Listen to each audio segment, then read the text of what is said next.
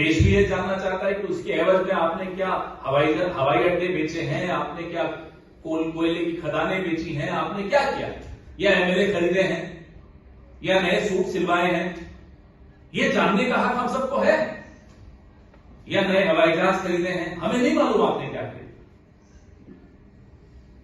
95% यानी कि 5,200 करोड़ रुपए भारतीय जनता पार्टी के अकेले के खाते में इलेक्टोरल बॉन्ड से आया। हम माननीय सर्वोच्च न्यायालय के इस आदेश का खुले दिल से स्वागत करते हैं और हम ये मांग दोहराते हैं कि SBI, state bank of India, उस तमाम जानकारी को सार्वजनिक पटल पर रखे जिससे कि जनता को ये मालूम पड़े किसने कितना पैसा किसको दिया। आपको याद होगा कि ये electoral bond scheme Bharatiya Janata party की मोदी सरकार मनी बिल के तौर पे लेकर आई थी ताकि राज्यसभा में इस पर कोई चर्चा न हो, कोई बहस न हो और सीधा पारित हो जाए। आज भी हमें डर है और हमारा डर भी जायज है। हमारा डर यह है कि कहीं फिर से कोई अध्यादेश जारी न हो जाए ताकि इस सुप्रीम कोर्ट के आदेश से बच जाए सरकार। ये डर हमारा जायज है, इस डर को हम आपके साथ साझा करते हैं।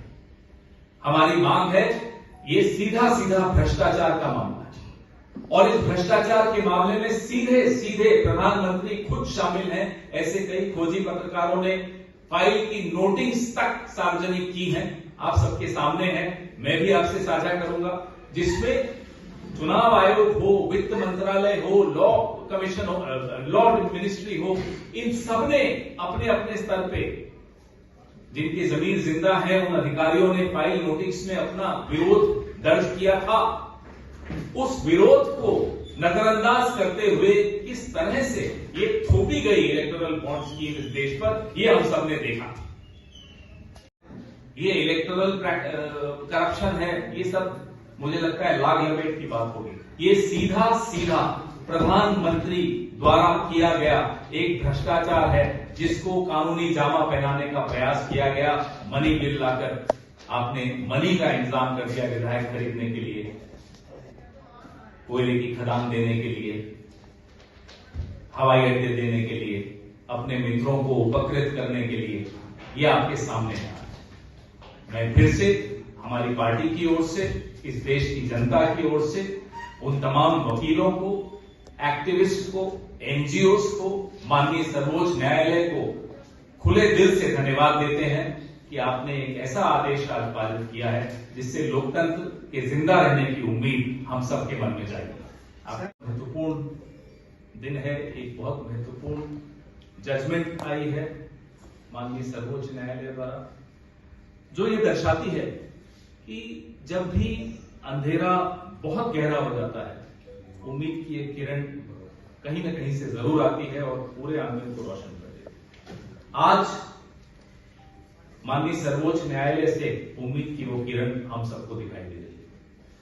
जब से ये इलेक्टोरल बॉन्ड स्कीम 2017 में लाई गई थी, उस वक्त वित्त मंत्री माननीय अरुण जेटली जी ने इसका बहुत बौद्धिकरण करने की कोशिश की, tried to intellectualise it a lot and justify it, लेकिन हमने तब से उसका विरोध, पुरजोर विरोध, हर मंच से बार बार, इस मंच से तो कई बार करते रहे। हमारी क्या आपत्तियां थी?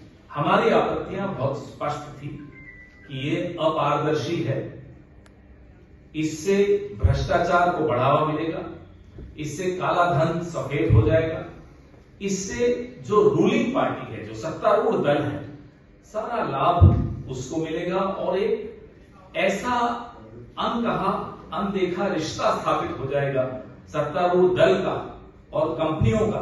जो कंपनियां इन इलेक्टोरल बॉन्ड्स को खरीदेगी उनको क्या लाभ दिया जाएगा, ये तमाम सवाल हम इस मंच से बार बार उठाते रहे।